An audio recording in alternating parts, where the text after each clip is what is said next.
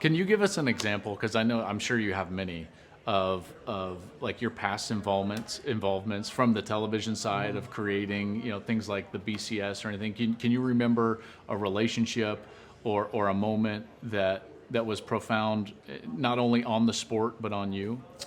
Yeah, I think it goes back to, I think the BCS is a great place to sort of go back and think about that question. For me, when we were doing the BCS, so we weren't even calling it the BCS when we were working on it. I'm not sure what we were calling it. It was just a bowl project, basically, at ABC. So, we had to try to figure out a way to get the Big Ten and the Pac-10 at the time to leave the Rose Bowl, and that was not easy. And you got some young guy from New York telling the Big Ten and the Pac-10 they need to leave the Rose Bowl. So it wasn't, it took a little bit of time. But the one thing that was really interesting about the process was we had lost the SEC to CBS at ABC, and Commissioner Kramer drove that decision to leave the CFA and get a national deal at CBS with the Big East at the time. Yes. They were sharing CBS at 3:30.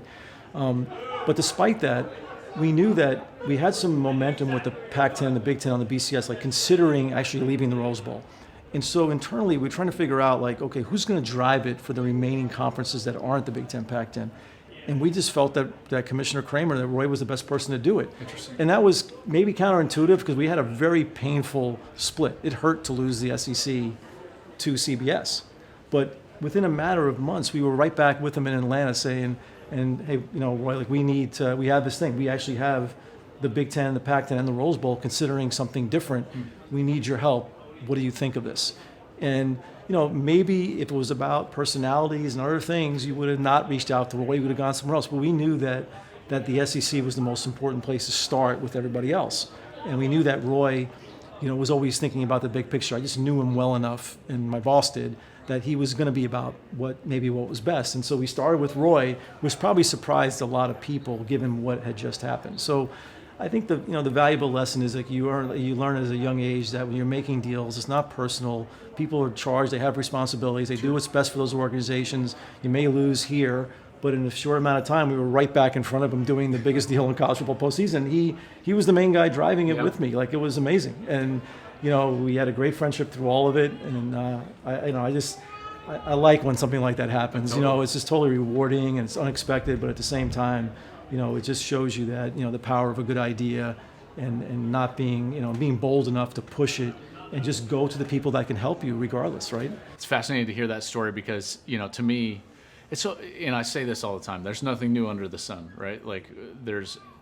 We're always facing similar issues, like things have, and to some extent, we're in a similar boat.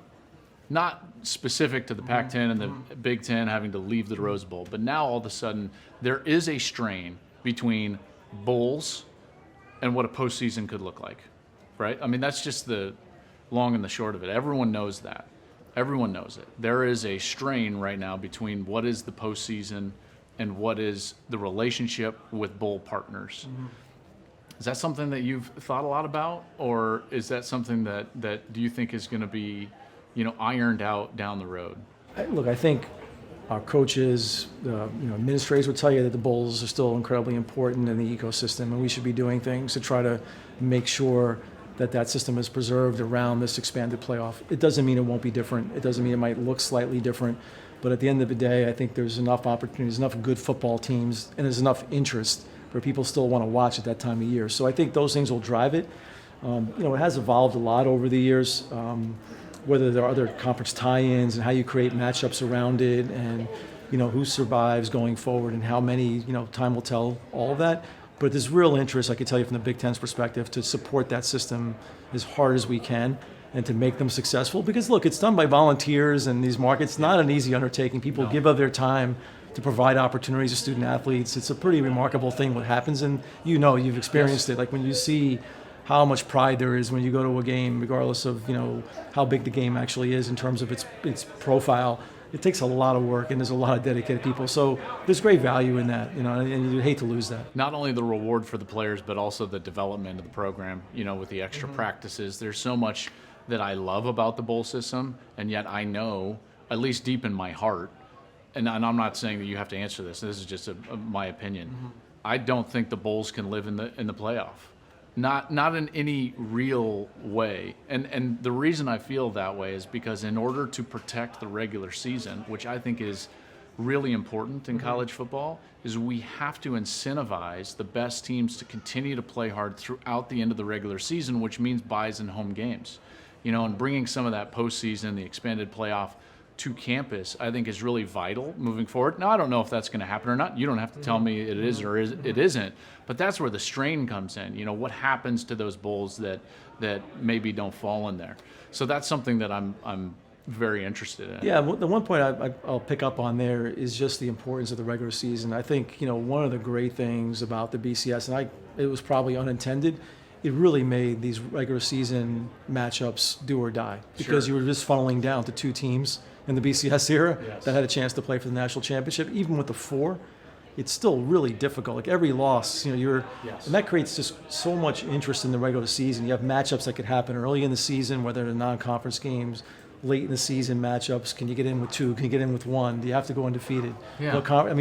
It just creates tremendous interest, and you don't want to. It's just different. And so that, I think 12 will definitely preserve that and have that value. Maybe just more teams will be in the mix, actually expand it. But that's just that kind of like art in terms of balancing your regular season with your postseason. And I think 12 will do that. But that's where college football has really benefited from the BCS to the 4, is just how important those regular season games are. They're do or die.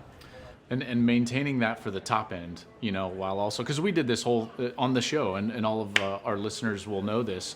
Down the stretch last year, I said, okay, who's in it for the 4 team? And it was like, well, there's really 7 teams still in it that could make it. All right, who would still be in it with a chance in an expanded 12 team? It was 31 at one point, with a couple weeks left. And I thought to myself, man, engaging fan bases on that scale is going to be really important. But the challenge will be to maintain the importance for the top 4, the top 5, that know that they're going to be in there, and how do you incentivize them in their conference championship? Because your conference championship game needs to be valuable. Correct.